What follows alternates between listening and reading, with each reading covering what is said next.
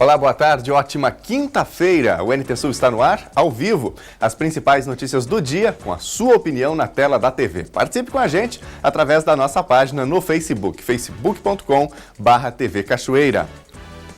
Falta de chuva já causa estragos nas lavouras de soja de Cachoeira do Sul. Consequências dessa queimadura que a gente vê nestas plantas aqui, como nesta lavoura? Bom, as plantas que tiveram esse problema causado pelo solo, essas não têm recuperação. Então, consequentemente, o estande de plantas nesta área também será inferior e provavelmente a produtividade, isso vai se refletir na produtividade. Cachoeira e outros 12 municípios recebem a melhor notícia do ano para o tratamento de câncer. O governo federal aumenta R$230 mil por mês nos repasses. Projeto de musicalização nas escolas municipais de Cachoeira apresenta resultados em concerto no Parque da Romaria. Primeira-dama cogita criar fundação para garantir prosseguimento da musicalização. Tem ainda a reportagem especial sobre saúde e internet. O ambiente virtual criou um mundo completamente novo que não se limita ao espaço nem ao tempo. As pessoas utilizam a internet para absolutamente tudo, inclusive para assuntos tão importantes como a nossa saúde, por exemplo. O ambiente de uma academia leva as pessoas a buscarem na alimentação e no exercício físico uma forma de viver saudavelmente. Mas isso nunca pode ser feito sem a ajuda de um profissional qualificado.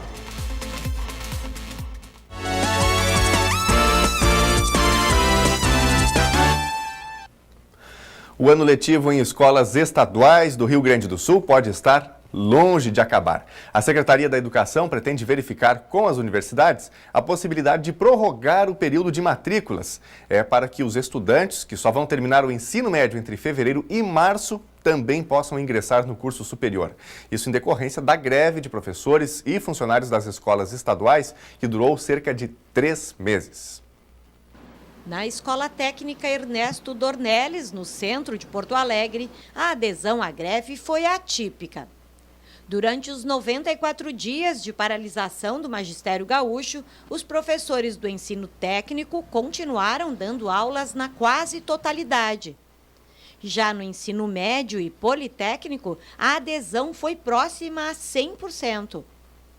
Com a volta às aulas na segunda-feira, a direção da escola aguarda orientações da primeira Coordenadoria de Educação para estabelecer o calendário de recuperação. Hoje pela manhã, na Secretaria Estadual de Educação, as 30 coordenadorias regionais estiveram reunidas para começar a elaborar o novo calendário. Segundo a SEDUC, das 2.545 escolas estaduais, cerca de 2.000 devem concluir o ano letivo até o dia 22 de dezembro. Onde a greve foi parcial, o calendário deve ir até meados de janeiro. A preocupação maior é com as escolas onde a adesão à greve foi total. Uma quantidade de escolas, em torno de 50, depois reduziu para 35, ficaram um longo período em greve total. Essas, então, não há o número de dias ainda letivos a serem recuperados, além das horas. Essas, muito provavelmente, teremos aulas ao longo do mês de janeiro e algumas também no mês de fevereiro. Segundo o secretário, a instituição vai tentar um acordo com as universidades sobre o ingresso dos alunos aprovados no Enem ou vestibular e que, porventura, ainda não tenham concluído o ensino médio até o momento do ingresso na universidade. Nós temos uma ação junto à Secretaria, que está acontecendo também com as coordenadorias regionais nas diversas universidades do Estado, para pedir um entendimento, para pedir uma compreensão que essas universidades retardem, se for o caso, né, nesses alunos que ainda não terão o ensino médio concluído até o final de fevereiro, para o recebimento desta documentação. Em casos isolados, se houver, talvez nem aconteça isso, de ter uma necessidade de ainda no mês de março ter o término do ensino médio em algumas escolas do estado do Rio Grande do Sul, o que talvez aconteça é de que esse aluno só vai poder ingressar na universidade a partir do segundo semestre. Pela Lei de Diretrizes e Bases da Educação Nacional, o ano deve ter 200 dias letivos, com 800 horas-aula no ensino fundamental e 1.000 horas-aula no ensino médio. Nós vamos saber agora como ocorre a recuperação de aulas nas escolas estaduais de Cachoeira do Sul. Quem traz os detalhes é a repórter Gabriela Bello. A categoria ficou 94 dias paralisada. Ou seja, agora para recuperar, o ano letivo pode atingir o mês de março de 2018. É isso mesmo, coordenadora, boa tarde. Boa tarde. Sim, o período de greve foram 94 dias, mas isso não significa que todas as escolas têm esse número de dias a recuperar, porque cada escola é uma realidade diferente. Algumas iniciaram em períodos diferentes, retornaram também, né? Mas temos, sim, casos de escolas que irão até março. A equipe que está aqui está trabalhando para fiscalizar essas escolas. Sim, nós aguardamos a finalização da greve e assim que terminou, inclusive antes, né, do término da greve, a coordenadoria já estava preparada, né, pré-organizada para fazer esse atendimento. No que consiste esse atendimento? Nós, primeiramente, reunimos todos os diretores da escola, mas individualmente, cada escola recebeu orientação individualizada. Para isso, organizamos no setor pedagógico da coordenadoria uma comissão responsável pela elaboração, homologação e acompanhamento do cumprimento desses calendários em cada escola. Organizamos as escolas de acordo com a sua tipologia, né? Escolas de ensino fundamental, de educação profissional, ensino médio, tempo integral, considerando cada uma das características dessas escolas. Bom, o que é comum para todas elas, independente do tempo de paralisação e da sua tipologia, é o cumprimento do que prevê a legislação, a LDB, a Lei de Diretrizes e Bases Nacionais, que determina um número de 200 dias letivos, isso nós não podemos fugir, as 800 horas para o ensino fundamental e 1.000 horas para o ensino médio. E algumas escolas que seu regimento prevê a matriz curricular mais de 1.000 horas, terá que ser cumprido aquilo que está determinado no regimento da escola. Coordenadora, estes estudantes e estes professores não terão férias? Não, o direito a férias é assegurado, sim, mas a férias é um direito adquirido depois do cumprimento, né, do seu regime de trabalho. Após a conclusão dos 200 dias, todos terão direito a férias, sim. Tanto que ainda não temos uma previsão do calendário oficial de 2018, porque nós estamos aguardando ainda, né, que seja finalizado esse processo do que ainda é referente ao ano de 2017. Só inicia o calendário de 2018 após a finalização de 2017, que está em curso ainda. Uma coisa importante também se colocar é que nós temos 52 escolas na região, 11 municípios. Essa situação não atingiu a totalidade das escolas. Nós temos 20 escolas dentro desse processo de recuperação, sendo que 17 são do município de Cachoeira e 3 de outros municípios da região, Paraíso e Agudo. Estudantes puderam optar por mudar de escola neste período da paralisação da greve. Como ficam estes estudantes, já que eles não vão ter os 200 dias letivos? Não, a obrigatoriedade do cumprimento dos 200 dias letivos e a carga horária é para a escola. O aluno tem a matrícula a contar de. A partir daquele momento é que vai contar a sua frequência, né? O que nos importa mesmo é a aprendizagem desses alunos. Ficou faltando conteúdo. Isso sim, por isso nosso acompanhamento agora, para podermos minimizar esse prejuízo, que é a preocupação da Secretaria do Estado da Educação, assim, o foco primeiro e primordial é o aluno. Tá? Que nós consigamos atender da melhor forma possível para minimizar esses prejuízos todos, principalmente para aqueles alunos que estão concluindo o ensino médio, que irão ingressar no ensino superior. Em relação a isso, também o secretário da Educação já fez um contato com as IES, né, as instituições de ensino superior, solicitando que haja uma flexibilização no atendimento desses alunos no momento da matrícula, que dê um prazo até para que eles apresentem seus históricos, né, escolares devido a essa situação. E hoje também eu já tenho uma audiência com o diretor da UBRA, né, e nós vamos conversar sobre isso. Já veio, sim, já foi feito esse contato pelo secretário, mas eu considero importante porque nós estamos próximos da universidade, a maioria dos nossos alunos provavelmente irão, né, estão pleiteando um curso nessa universidade, nessa instituição, de conversarmos com ele mais de perto, né, até para sensibilizar para que os nossos alunos não sejam prejudicados. Naqueles casos, naquelas escolas em que as aulas só encerrarão em março, há uma previsão do início do calendário 2018? Ainda não temos. Todo o calendário, para ele ser oficializado, é necessário um decreto, né, de autorização de publicação desse calendário. Nós ainda não temos. Assim que nós tivermos, vai ser divulgado.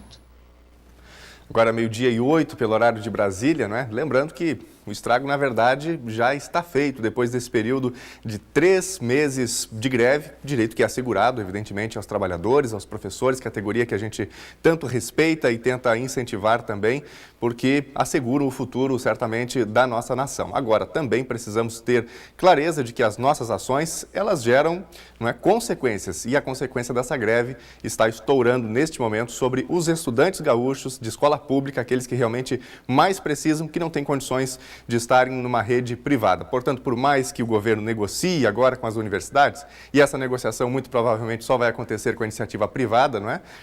Os alunos eles vão sair prejudicados. Para quem precisa fazer aí, ou já fez o Enem, enfim, já foi prejudicado e não tem muito mais como voltar, né? Portanto, o estrago já está feito e os professores, no fim das contas, não conseguiram o que esperavam com a greve. Quem saiu prejudicado?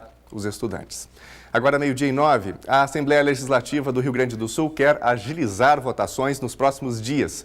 O esforço dos deputados estaduais começou terça-feira e vai continuar na próxima semana. Esta terça-feira, o Legislativo alterou os horários por causa do jogo do Grêmio no Campeonato Mundial de Clubes. A reunião de líderes foi antecipada para as 10 horas da manhã e a sessão extraordinária começou às 11 horas. 29 matérias estavam prontas para votação. Nós temos uma concentração aí, um entendimento dos parlamentares, deputados e deputadas, de fazer um esforço a mais nessa reta final de ano para que possamos apreciar preferencialmente agora nessas sessões assuntos menos polêmicos, mas que são importantíssimos para regiões, para os parlamentares, que são iniciativas individuais deles. Entre as proposições do Executivo em regime de urgência que trancavam a pauta de votações, foram aprovadas as referentes à doação ou alienação de imóveis e à transferência de trechos de rodovias a municípios. E no ano que vem, o presidente da Assembleia Legislativa Gaúcha será o cachoeirense Marlon Santos, do PDT. A posse ocorre em fevereiro. E se a Assembleia Legislativa se empenha para limpar a pauta do ano, em Cachoeira do Sul, os vereadores fazem hoje uma sessão extra justamente para dar conta de todas as votações necessárias até o fim do ano. O projeto mais polêmico que deve entrar na pauta hoje é o que concede 13º salário aos vereadores. A votação mais esperada para a sessão ordinária da tarde de hoje é o projeto do 13º salário dos vereadores. Ele, o presidente Paulo Trevisan, está do meu lado para falar de que forma os vereadores irão se posicionar na tarde de hoje. Boa tarde, Paulão. Boa tarde, Gabriela. Boa tarde aos ouvintes da TV Cachoeira.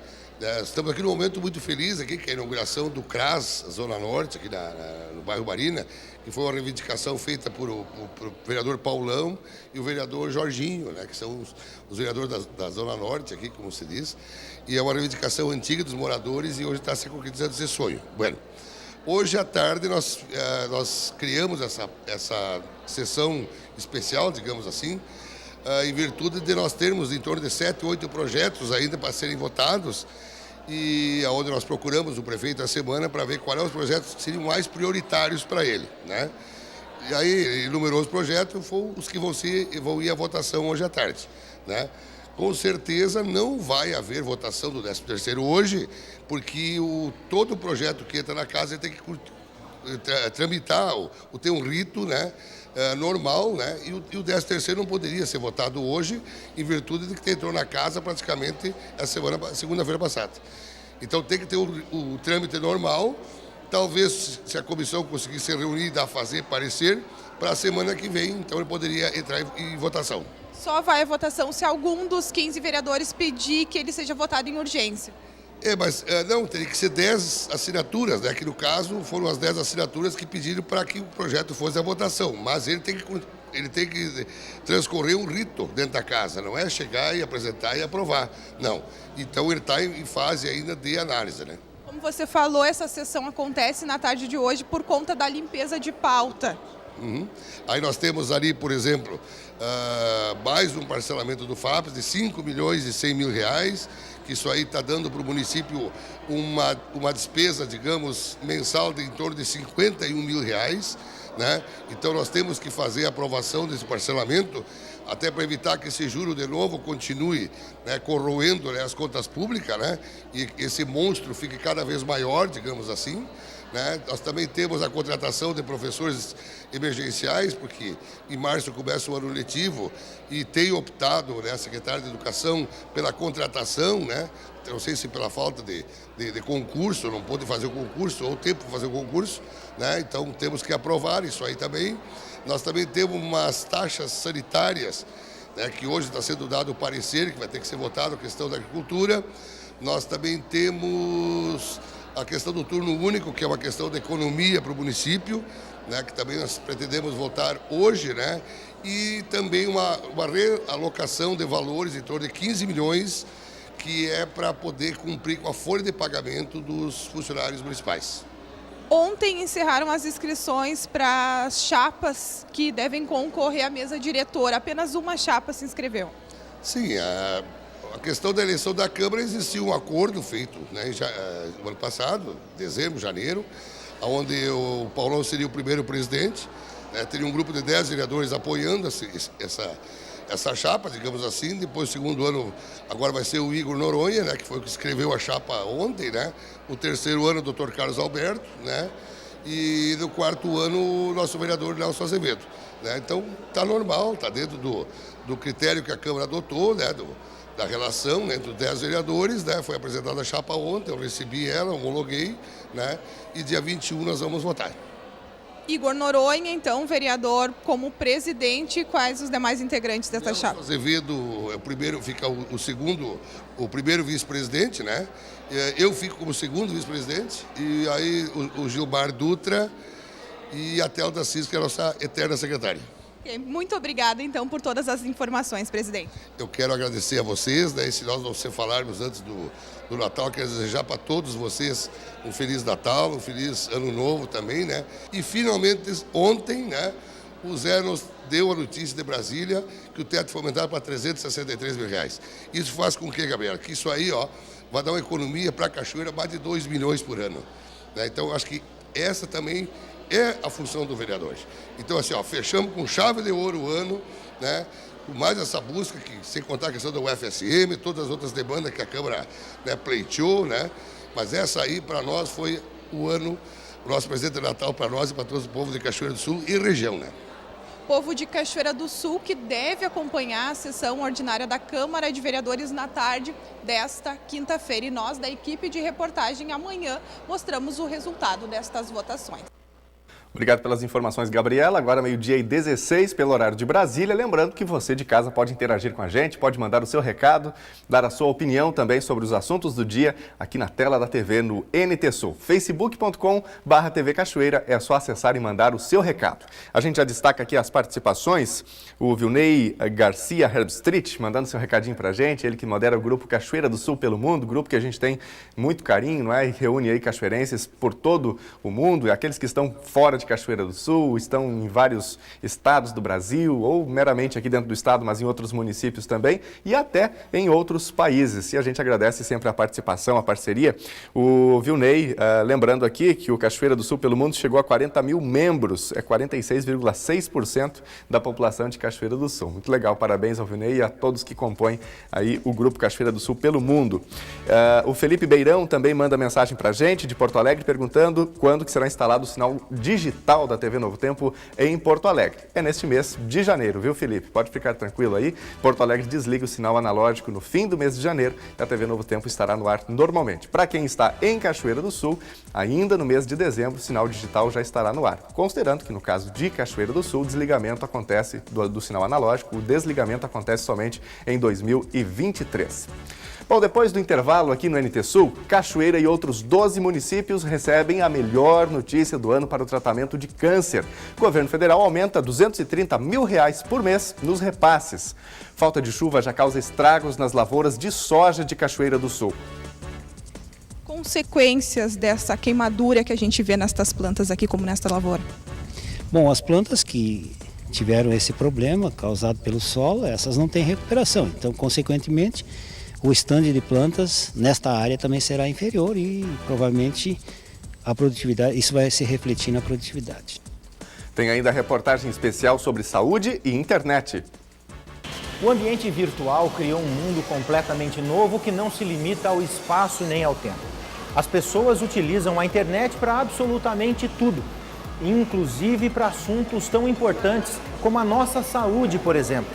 O ambiente de uma academia leva as pessoas a buscarem na alimentação e no exercício físico uma forma de viver saudavelmente. Mas isso nunca pode ser feito sem a ajuda de um profissional qualificado.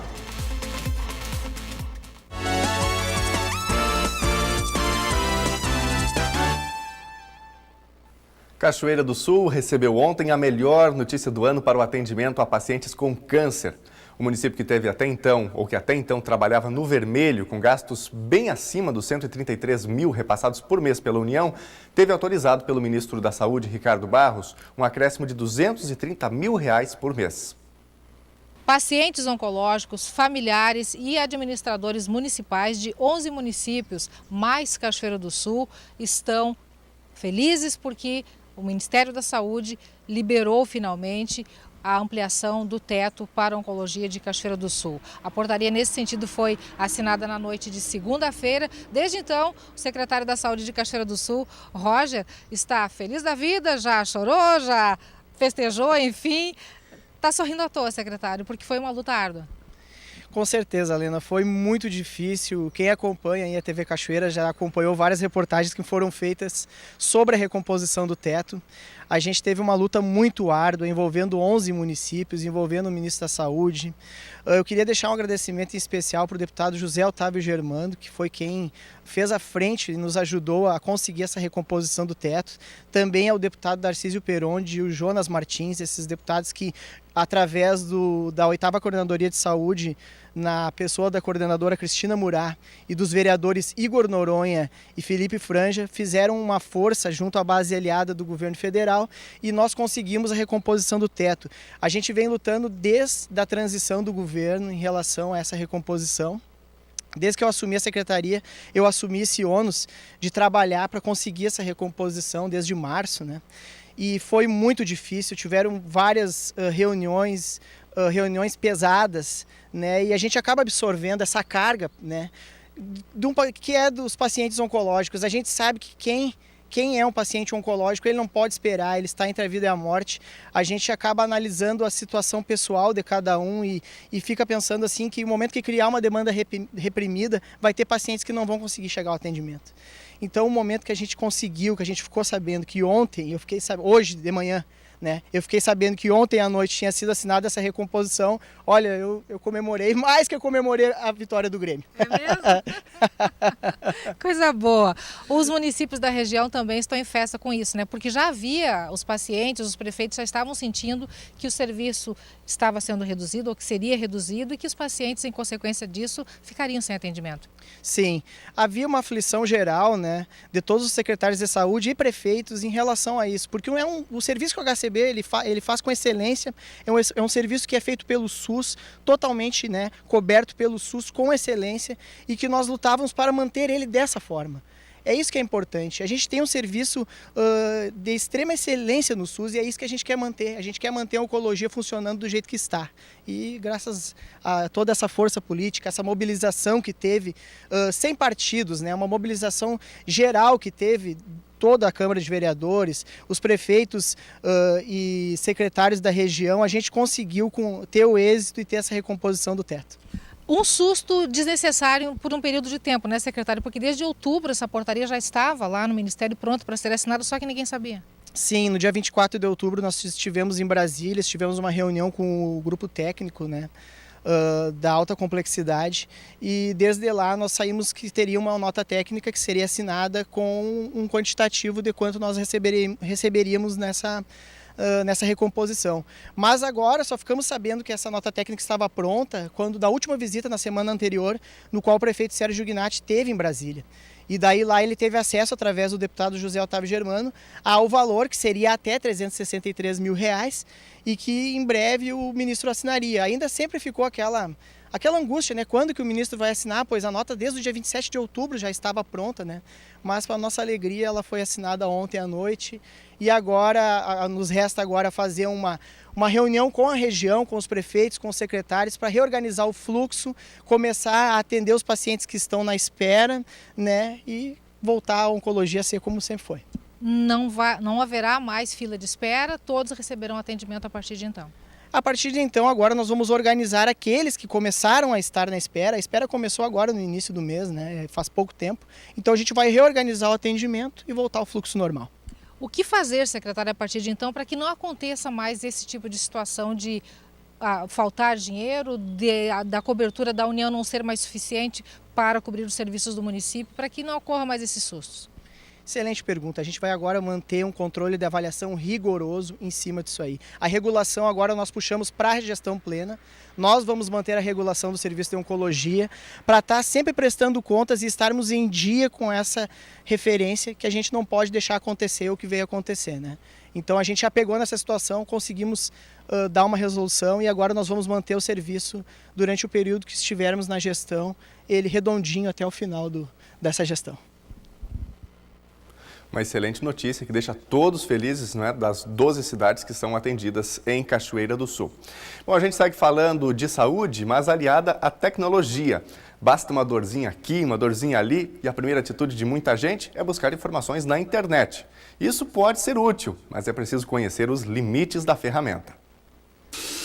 Basta sentir um desconforto em alguma parte do corpo ou mesmo o desejo de se informar sobre alguma novidade no mundo fitness que o Dr. Google entra em ação. A falta de comunicação entre médico e paciente pelo pouco tempo que dura uma consulta, muitas vezes pode influenciar no uso da internet para ser o seu médico ou nutricionista particular, ou mesmo seu personal trainer. O ambiente virtual criou um mundo completamente novo que não se limita ao espaço nem ao tempo. As pessoas utilizam a internet para absolutamente tudo, inclusive para assuntos tão importantes como a nossa saúde, por exemplo. O ambiente de uma academia leva as pessoas a buscarem na alimentação e no exercício físico uma forma de viver saudavelmente. Mas isso nunca pode ser feito sem a ajuda de um profissional qualificado. Toda indicação que hoje, mais ou menos, nós temos dentro da história das doenças e de evolução das doenças, e principalmente o prognóstico que ela pode ter, bom ou ruim, precisa de uma orientação de quanto a pessoa pode fazer, a quantidade de atividade física que ela pode fazer. O aumento do acesso à internet no país vem mudando de forma significativa o processo na busca de informações que passam a ser encontradas com maior facilidade e rapidez. Mas especialistas recomendam cuidado no uso destas informações. Hoje em dia a pessoa quer verificar alguma coisa, ela vai direto nas nossas redes sociais, na internet, né? Então, aqui na academia a gente tem a prova disso, que tem alguns alunos sempre chegam pra gente perguntando que viu um certo exercício no YouTube e queria fazer igual, né? Então a gente sempre procura orientar o aluno de maneira coerente, porque cada pessoa tem o seu tipo de exercício para fazer, né? A sua particularidade. Cada organismo vai reagir de uma maneira, né? Então o meu organismo não vai reagir igual ao teu. De repente o mesmo exercício que é bom para ti não vai ser bom para mim ou para outra pessoa, né? Por isso que é sempre bom o aluno tá sendo orientado por um profissional de educação física, registrado ao CREF, que esteja totalmente habilitado para essas situações, né? O empresário Álvio Borba eliminou 16 quilos num processo de reeducação alimentar e de exercícios físicos. Buscou informações na internet, mas não deixou de ser acompanhado por profissionais da saúde. Há meio ano atrás eu fiz alguns exames médicos, né, e gosto de frisar isso, eu fiz alguns exames médicos, onde eu vi que eu já estava passando de sobrepeso para obesidade nível 1. E aí deu um estalo, eu digo, opa, eu estou com 44 anos, eu tenho muito chão pela frente ainda, a minha profissão me exige que eu tenha uma carga horária de 8, 10, 12 horas às vezes no dia, em pé praticamente, em volta de uma cadeira, como você sabe, eu sou cabeleireiro. E ali me deu estalo. E aí, como eu sempre gostei de treinar, já fiz natação, já fiz bike, já joguei handebol, eu procurei no exercício uma alternativa para perder peso, né? Com isso eu fui para a internet, mais para procurar exercícios físicos que eu pudesse fazer numa praça, como nós estamos aqui na Praça Soares agora, e até mesmo na minha sala de casa. E depois, no segundo plano, eu fui procurar ingestões de alimentos que faziam bem e mudança de hábito, né?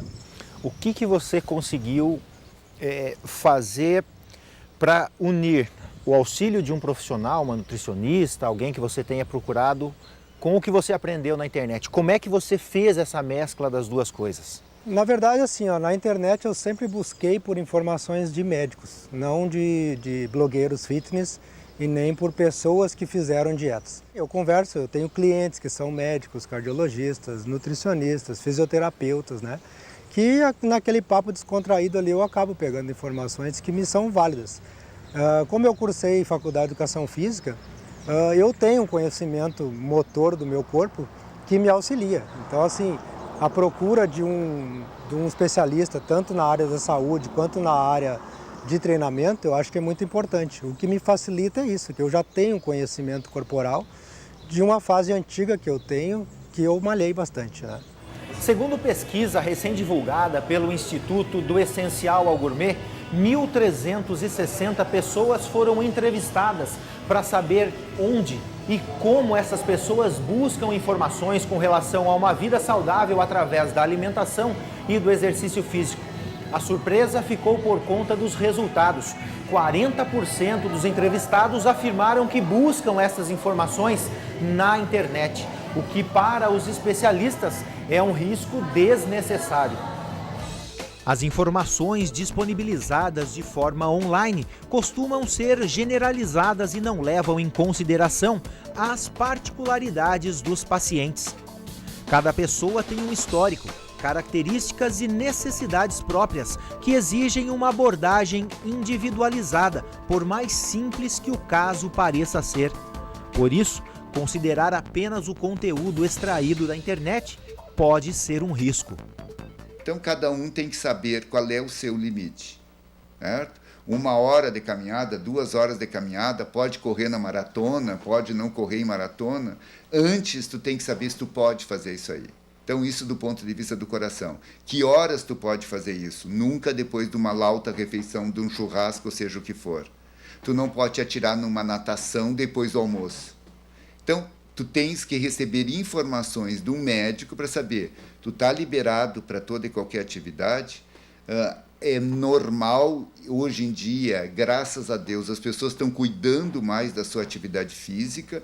Então, assim, tu nota pessoas caminhando de todas as idades e, principalmente, as pessoas com mais idade estão fazendo atividade física orientadas. E isso tem sido um fator extremamente positivo. Eu acho que é um risco desnecessário a pessoa apenas procurar na internet essas informações quando não se tem, no mínimo, um conhecimento corporal de mobilidade, né?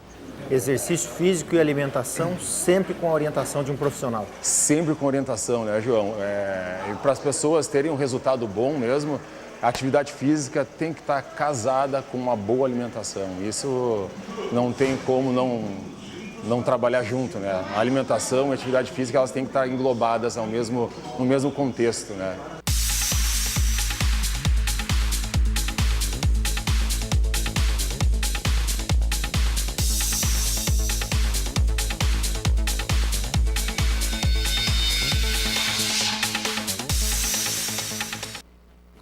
Você consegue imaginar um mundo sem internet? Difícil, né? No trabalho, em casa, na escola, as novas tecnologias oferecem inúmeras possibilidades e também estão mudando a forma como trabalhamos, nos comportamos e aprendemos.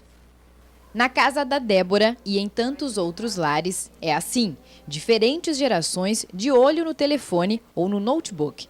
Mas aqui, celular só a partir dos 10 anos, idade que a Antônia completa hoje. Eu gosto muito de ouvir música, de olhar os youtubers, de jogar. São muitos interesses reunidos em uma única ferramenta. Mas para ter acesso a ela, são estabelecidos limites. Contanto que eu estude, eles olham minhas notas. Eu também faço vôlei, então não toma tanto meu tempo usar o celular. Mas tem um limite, né? Não pode usar o tempo inteiro a internet. eles têm outros compromissos com as atividades da escola, eles têm um tempo de leitura estabelecido, tem o tempo da tarefa. Também a gente procura incentivar que eles pratiquem algum tipo de esporte. Então, isso é levado em consideração e é cumprido, né? Não é só combinado, mas também é cumprido. Um estudo do Comitê Gestor da Internet no país mostrou que 91% dos jovens de 9 a 17 anos que usam a internet acessam pelo celular. Há 5 anos, eram 21%. Por isso, o debate sobre o uso das tecnologias continua e abrange a casa e a escola. Nesta aqui, os alunos utilizam plataformas de educação e tablets no dia a dia.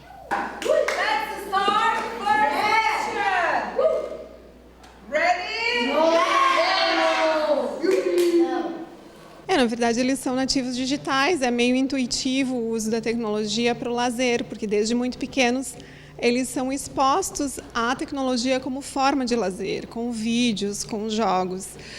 Acho que o papel da escola é usar toda essa habilidade que eles têm, se aproveitar dessa habilidade para transformar isso em algo que eles possam usar efetivamente para construir conhecimento. Tem algumas coisas que a gente conhece pela internet, né? Por causa que às vezes tem uma coisa tipo assim, um trabalho, e daí tu quer conhecer mais, daí tu pesquisa lá e acha. Geralmente, para tema, a gente usa o Adapta, que nos auxilia com estudos, e para pesquisas, a gente pesquisa em Wikipedia e essas coisas, mas na base da da tecnologia. Nesse contexto, a responsabilidade do professor aumenta, pois ensinar a filtrar as informações também é essencial. Eu peço ajuda para os meus pais para ver qual é o site mais confiável, assim, porque tem muito site que mente. Então, nunca se sabe qual é que está falando verdades e qual que estão falando mentiras, então fica meio difícil. A gente tem esse cuidado também, né? Não são qualquer sites que eles podem acessar aqui na escola, né? Então, sempre sob o nosso olhar, a gente poder fazer bom uso disso, né? Que é um instrumento maravilhoso, é uma ferramenta maravilhosa, a gente só precisa ter esse cuidado. A gente não pode simplesmente jogar um aluno para uma pesquisa no Google, porque a gente sabe que existem informações à disposição, mas nem todas são adequadas para a idade, ou têm uma linguagem adequada, ou inclusive nem todas têm uma veracidade científica. Os produtores brasileiros estão na reta final do plantio da soja.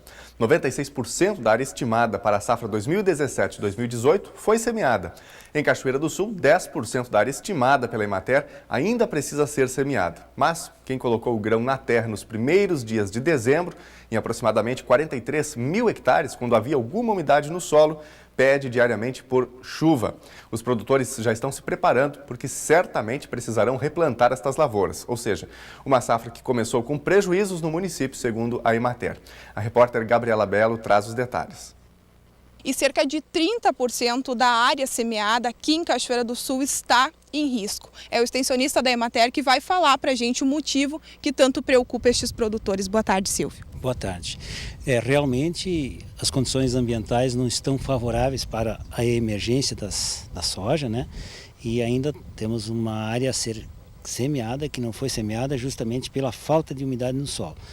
A que foi plantada de 20 dias atrás até agora, ela está em fase algumas de emergência e muitas lavouras talvez não vão nem emergir em função da falta dessa umidade. Então, temos hoje em torno de 60%, vamos dizer, de cachoeira, áreas consolidadas, áreas que tiveram uma boa germinação e que estão com bom estande, mas que também estão com o seu desenvolvimento aquém do normal, pela falta da umidade no solo. A necessidade desta área, estes 30% já semeados em Cachoeira, dependem de chuva nos próximos quantos dias, Silvio? Bom, provavelmente algumas lavouras até essa semente não vai ter mais capacidade de emergência. Por quê? Quando a semente inicia o seu processo de germinação e não tem essa umidade suficiente, esse grão, essa semente no caso, ela é perdida, ela não vai rebrotar depois. Então, dependendo das lavouras, dependendo do tipo de solo, nós poderemos ter lavouras em que terá que ser feito o replantio porque o número de plantas que vai germinar e que vai desenvolver não é viável para a terra. Então, é melhor o produtor fazer esse replantio do que deixar um estande muito abaixo do ideal. E pode que algumas lavouras ainda tenham essa recuperação. Se não tiver uma boa palhada, essa lavoura tem uma melhor possibilidade do que aquelas que têm pouca palhada, da semente ainda ter viabilidade. É período de semeadura ainda, qual é a orientação, a recomendação da Emater para estes produtores? A semeadura preferencial da soja na nossa região, ela praticamente já passou, né? Mas ainda tem a possibilidade, pelo zoneamento, de nós fazermos o plantio até o final do mês de dezembro. Mas com um potencial de produtividade já inferior do que aquele período preferencial, que é lá no início de novembro, fim de outubro, ou até meados de novembro. Consequências dessa queimadura que a gente vê nestas plantas aqui, como nesta lavoura? Bom, as plantas que tiveram esse problema causado pelo solo, essas não têm recuperação. Então, consequentemente, o estande de plantas nesta área também será inferior e provavelmente a produtividade, isso vai se refletir na produtividade. Valor da saca da soja no momento da colheita, já pulando lá para os próximos meses de 2018, dá para se ter uma expectativa de melhora do preço? Eu imagino que o produtor, até quando ele iniciou o plantio, quando ele programou a lavoura dele, o mercado ele estava inferior aos preços de hoje. Há uma tendência talvez de permanecer aí ou melhorar um pouco os preços. O que o produtor precisa fazer nesse momento, ou quando fez a lavoura dele, a única coisa que ele pode é tentar diminuir os custos. E agora nós começamos um período muito importante, que é fazer o manejo dessas lavouras, né? Fazer as aplicações corretas, em momentos exatos. Não se apavorar muito quando aparecer as primeiras pragas, ele deve acompanhar a evolução, no caso de doenças e no caso de pragas. Não fazer isso à revelia. Buscar orientação junto à assistência técnica para fazer a aplicação desses produtos quando realmente necessário. E não será, infelizmente, nesta quinta-feira que a chuva vai alegrar os produtores de soja de Cachoeira. Tem até previsão de pancadas isoladas, mas longe do que a cultura realmente precisa. Vamos à previsão do tempo.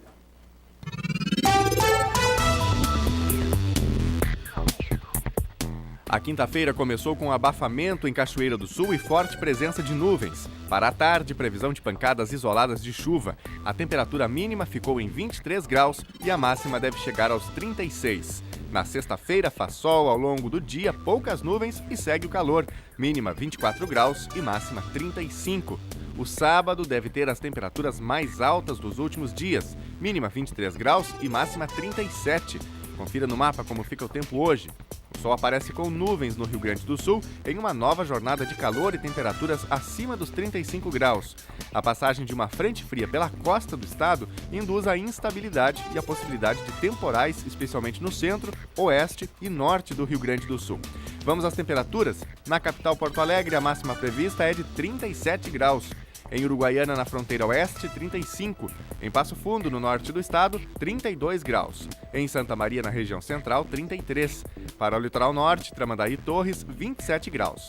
Em Pelotas e Rio Grande, no sul do estado, 34 graus.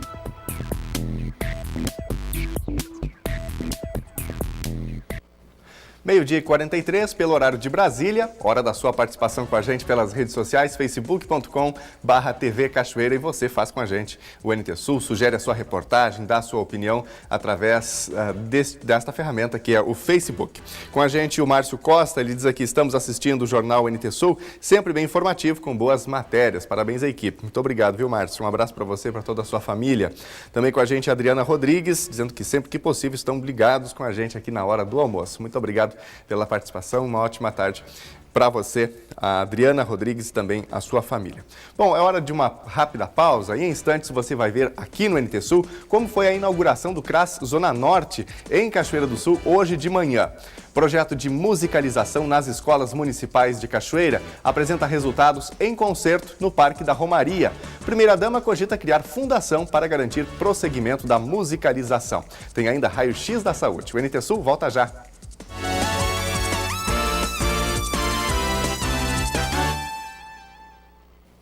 O Centro de Referência em Assistência Social, o CRAS Zona Norte, foi inaugurado hoje de manhã em Cachoeira do Sul. Veja como foi. Eu estou aqui na inauguração do CRAS Zona Norte. Ao meu lado está o secretário de Trabalho e Ação Social, Newton Fortes, para falar de que forma irá melhorar para a população a abertura desta unidade aqui. Boa tarde. Boa tarde. É importante porque nós temos dois CRAS, um no Frota, lá embaixo, né, e outro no bairro Noêmia. Da Zona Norte, os usuários dos CRAS desciam de ônibus gastando a passagem, talvez até 2 ou 3 passagens a mais do que o normal. E é uma população que não tem essas condições tão fáceis de fazer esse acesso aos serviços.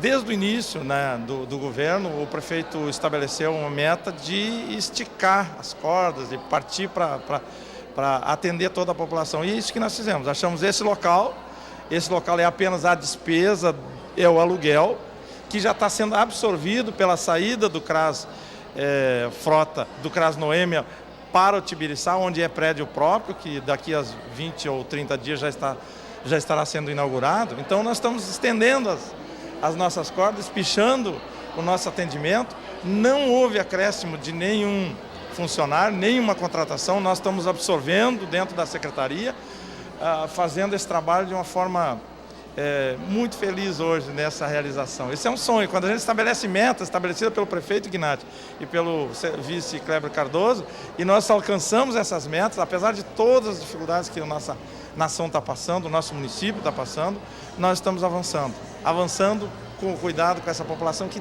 tanto precisa e que tanto tem sofrido.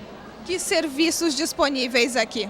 Todos os serviços que são feitos no Frota e no Noêmia, né? O cadastro, o atendimento, o desenvolvimento das atividades aqui interna, todos eles. E vai ter, agora me perguntava alguém se vai ter essa visita domiciliar. Vai ter a visita domiciliar igual. É o mesmo trabalho. Vamos atender, vai ter aqui o cadastro único, atendendo as pessoas com benefício do Bolsa Família, e o atendimento à população de idosos também. Serviço psicológico? Também. Psicológico, assistência social, vai ter as visitas nos lares, todo o atendimento que é feito no CRAS. Nos outros CRAS vão ser feito aqui, com a equipe que era absorvida nos outros CRAS, está vindo para cá fazer esse trabalho. Aberto de segunda a sexta-feira, e que horário, secretário? O horário dos outros, 8 ao meio-dia, às 13h30, às 15h30, enquanto não tiver o horário de verão, né? Ok, muito obrigada então por todas as informações. Obrigado, eu que agradeço, estou sempre à disposição de vocês. E nós vamos agora ao comentário de Francisco Bastos no quadro Raio X da Saúde. O tema de hoje é o cuidado com a chamada primeira infância.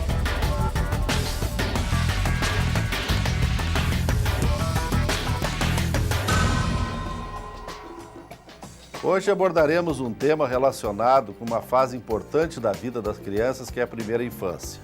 Vários estudos mostram que esta fase da vida tem sido negligenciada em muitos países, o que traz como consequências nefastas para o adulto posteriormente. Esses estudos mostram que a fase mais importante da vida da criança acaba sendo postergada, e isso traz, sem dúvida nenhuma, algumas situações como o aumento da evasão escolar, a gravidez na adolescência e a própria criminalidade. Felizmente, o Rio Grande do Sul tem desde 2003 uma política pública coordenada pela Secretaria Estadual da Saúde, com o apoio de vários outros órgãos e instituições, que é o programa Primeira Infância Melhor. Este programa ele tem como característica o atendimento de crianças de 0 a 6 anos, com orientações básicas sobre cuidados de saúde e atividades lúdicas nos domicílios, através de visitadores do PIM.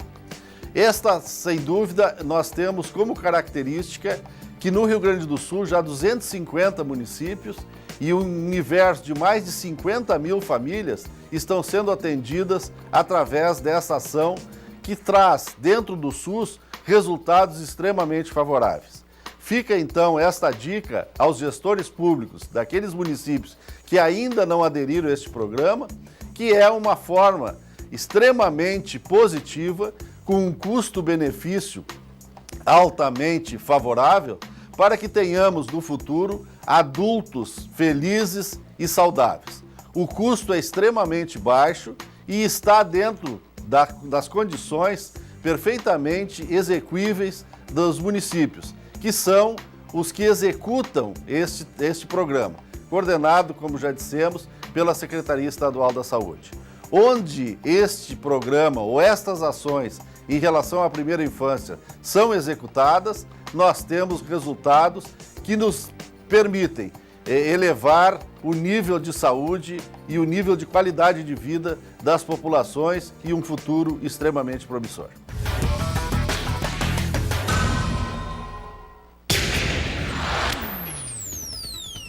A terceira turma do Tribunal Regional Federal da 4ª Região negou terça-feira um recurso da defesa do deputado federal José Otávio Germano, do PP, e manteve a indisponibilidade de bens decretada pela Primeira Vara Federal de Curitiba, em ação de improbidade administrativa proveniente dos autos da Operação Lava Jato. Germano teve bloqueados R$11.800.000 referentes ao valor apontado como suposto enriquecimento ilícito de quase 3 milhões, mais a multa, calculada em 3 vezes esse valor. No recurso, a defesa alegou que a quantia recebida pelo deputado correspondia a doações eleitorais realizadas pela empresa Queiroz Galvão, que somam R$200 mil, não podendo o bloqueio de bens ser superior a esse valor. Segundo o relator do processo, desembargador federal Rogério Favretto, existem fortes indícios do envolvimento de José Otávio no esquema de repasse de propinas realizado no âmbito da Petrobras, o que justifica o decreto de indisponibilidade de bens. Alunos das escolas rurais de Cachoeira do Sul, que participam de oficinas de música, tiveram ontem um dia especial junto ao primeiro escalão do governo local. Os resultados do projeto são tão positivos que a primeira-dama já cogita a criação de uma fundação para garantir o segmento da musicalização nas escolas. Meninos e meninas ostentando orgulhosamente um violão nas costas. E mais do que isso, meninos e meninas que já sabem tirar um som desse instrumento. Esses já são motivos que valem ser comemorados e, por que não, registrados em uma selfie junto aos professores. Esse grupo de cerca de 50 estudantes das 13 escolas municipais do meio rural integram o projeto Musicalização no Campo, desenvolvido pela Coordenadoria de Projetos Sociais e Culturais e Núcleo Municipal da Cultura. Desde o início do ano, os instrutores Ezequiel da Rosa e Felipe Lindenmayer circulam pelas 13 escolas rurais do município desenvolvendo oficinas de música. Algo até então inédito para eles e que já é fator de transformação na vida de cada uma dessas crianças. Para eles participarem do projeto, eles também têm que fazer a parte deles em sala de aula, né? Porque eles têm que sair da sala, da aula deles, para participar da aula de música, que a gente não tem como fazer em turno inverso, né? Então, mas a condição deles participar é eles então manter tudo em dia, o aprendizado dele nas outras disciplinas, e eles estão conseguindo dominar essas duas partes. Aí eles capricham mais. Capricham mais, se dedicam mais em sala de aula para poder participar dos eventos e também sair, né? Porque a gente só traz o aluno que se comporta na escola, pode sair junto nas apresentações. Adoram música, principalmente esses pequenos aqui, ó. Os grandes ficaram com vergonha e não vieram. Aí veio só os pequenos representar e eles adoram, né? Melhoraram o comportamento e tudo mais? Melhora muito. Ficam bem mais comportados. Com certeza. A professora disse que vocês se comportam mais, é verdade? Sim. É? E tu? Qual é o teu nome? Eric. Tu te comporta mais em função do projeto ou tu já é um menino comportado? É, mais ou menos. É mesmo? Tu gosta do projeto? Muito. Tu já sabia tocar violão? Nunca toquei. Nunca agarrei um violão. É? E agora tá aprendendo? Tá gostando? Muito. Vai continuar? Sim. Com a música o aluno aprende a ter disciplina, aprende a se regrar para poder aprender o instrumento, porque as aulas que a gente dá não basta, eles precisam praticar em casa. Então essa responsabilidade vai sendo algo que emancipa eles também para outras tarefas, né, na própria escola.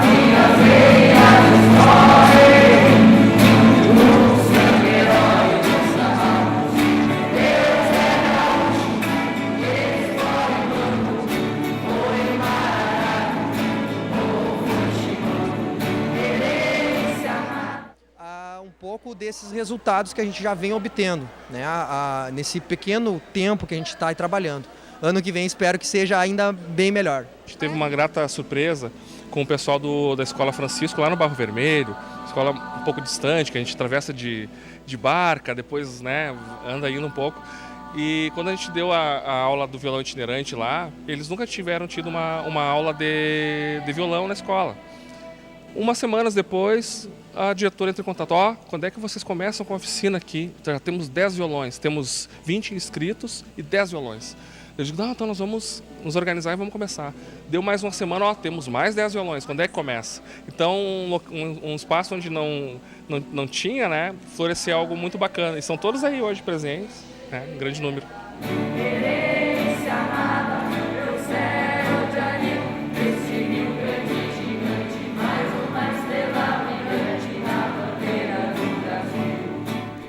Terça-feira, esses estudantes tiveram um dia especial, onde foram eles os protagonistas. Vieram de manhã para a cidade e no Parque da Romaria participaram de um almoço festivo com o primeiro escalão da prefeitura e depois apresentaram um pouco do que aprenderam durante o ano. Prefeito, se percebe uma empolgação tremenda sua com essa gurizadinha, né? Uma sementinha plantada e frutificando. Não tem dúvida. Olha, a gente fica até emocionado de ver esses meninos e meninas mostrando que eles também têm capacidade musical. Que não adianta nós querer só estimular as pessoas da cidade, dos bairros, das vilas. Claro que também tem que estimular, mas esse programa, essa musicalização no campo, essa maneira agradabilíssima, e olha o contentamento que eles estão de ter vindo aqui se apresentar para o alto escalão do governo municipal e tendo uma plateia seleta para ouvi-los, e todos nós ficamos muito contentes. Está sendo legal participar desse projeto? Sim. Vai continuar? Vou sempre. E tu, moço, como é teu nome? Micael Moça Vargas. Micael, tu já tocava violão? Não, antigamente não. Só agora há pouco? Sim, quando começou o projeto, o violão. Tá gostando? Sim. Tu pensou algum dia que poderia aprender a tocar violão? Não. Tá gostando da experiência? Sim. Vai continuar? Sim. E tu, teu nome? Letícia. Letícia, já tocava? Não. Aprendeu do início do ano pra cá e já sabe tocar? Aham. Como é que tá sendo essa experiência pra ti? Muito legal. As crianças deram show, todos aplaudiram, mas seguramente a mais empolgada com o projeto é a primeira-dama do município, Jussara Gnatti. Ela anunciou, inclusive, que para garantir e oficializar a manutenção e seguimento dos projetos de musicalização e formação de uma orquestra com alunos, uma fundação deverá ser criada no próximo ano. O nosso sonho é continuar com a musicalização no interior, formando a orquestra de violões, e no ano que vem, em março, já está certo, para que venham 6 bolsistas da UFSM que vão ministrar aulas de instrumentos de orquestra, violino, instrumentos de sopro, violoncelo, violão também, vários instrumentos que vão fazer parte de uma orquestra que nós vamos juntar o interior e a sede, todas as escolas do município, são 21 escolas, e eu fico muito emocionada, eu que toco piano desde os 4 anos de idade, saber que com esse empenho, com essa parceria com o Núcleo da Cultura, com o governo nos apoiando, nós vamos conseguir formar uma orquestra com os alunos municipais. Para mim é a realização de um grande sonho. Cachoeira, com isso, pode se tornar referência até nesse tipo de trabalho de musicalização da gurizadinha do interior, da cidade, das escolas, enfim? Sim, com certeza. E nós vamos entrar no ano que vem com um projeto para formar uma fundação, porque assim, no ano 2020, quando terminar o mandato do governo Gnatti, não termine a Orquestra Escola, que a fundação faça com que continue sendo um trabalho contínuo, que não termine. Essa fundação, ela começa a tomar forma a partir de quando? Tem que ser feito um projeto. A Josiane, que é a diretora do Núcleo de Cultura, vai encaminhar. Agora esse ano não tem mais tempo viável, mas no ano seguinte, em março, já vai estar esse projeto para a gente fazer a fundação e não terminar a nossa orquestra.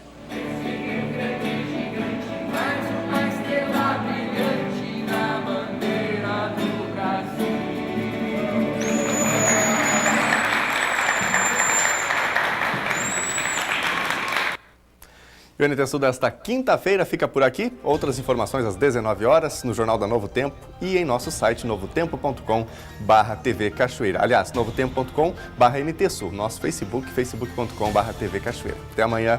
Tchau.